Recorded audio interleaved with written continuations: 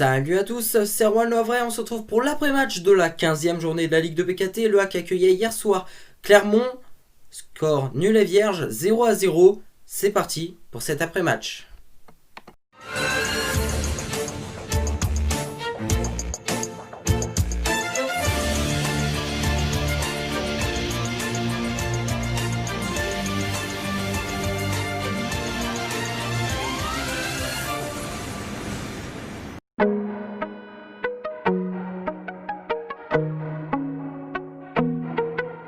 Résumé de la rencontre et court résumé de la rencontre puisqu'il n'y a pas eu de but. Mais voilà, le match qui a débuté hier à 20h45 au stade Océane du Havre, c'était la 15e journée de Ligue de BKT.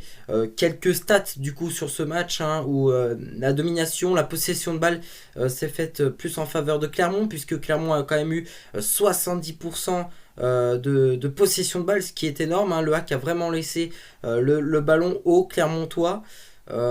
Et puis voilà, en termes d'occasion pure, en termes de tir, c'est le HAC qui a eu plus d'occasions, et notamment dans la seconde période, parce que durant la première période, le HAC s'est fait un petit peu discret. En seconde période, le HAC a beaucoup mieux joué. Le HAC, il me semble, il y a eu 10 tirs, et dont 3 cadrés. Donc voilà, c'était un bon petit match de Ligue 2, mais c'était pas non plus le match de l'année, honnêtement, à regarder. Le regarder une fois, ça suffit. Je le regarderai pas 15 fois ce match, honnêtement. Mais bon, ça a été un 0-0, mais pas non plus... voilà, ça m'a plu. Maintenant, voilà, ça a été un match comme un autre, sympa à regarder, mais malheureusement, il manque une petite pépite dans cette Ligue 2, que ce soit du côté HAC ou du côté Clermont, pour nous faire vibrer lors de ces matchs. Et c'est parti donc pour notre 100% hack. Et oui, moi j'avais 10 victoires obligatoires pour le HAC. Ce n'est pas le cas, honnêtement. Et c'est vrai que de ce côté-là, c'est décevant parce qu'on perd encore des points. En termes de jeu, c'est différent. J'ai trouvé qu'on va sur une amélioration. On n'a pas pris de but hier soir, donc ça a montré quand même qu'on a été efficace défensivement.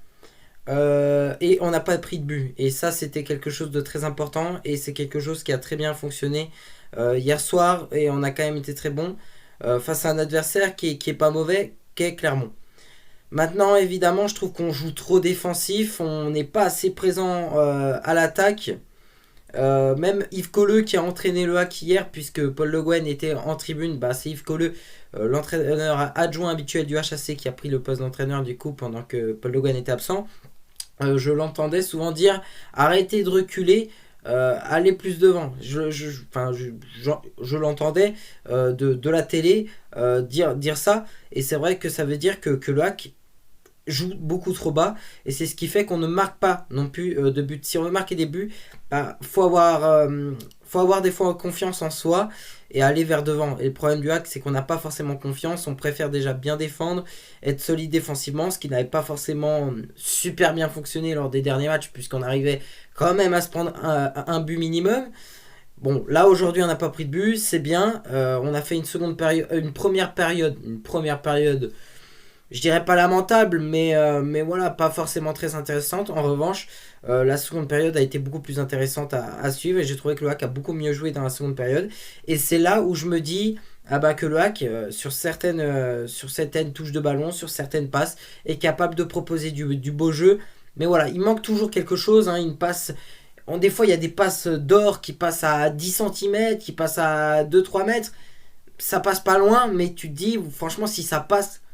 On peut être une équipe de monstres, honnêtement. Et bon, j'espère qu'un jour ça va payer, parce que je pense que on est une équipe qui peut progresser, qui peut revenir. Mais voilà, il va falloir gagner des matchs. Et je suis quand même dégoûté parce que Clermont, on était quasiment obligé de gagner hier. Malheureusement, c'est pas le cas. Et comme je dis, j'espère juste qu'on va pas le regretter en fin de saison.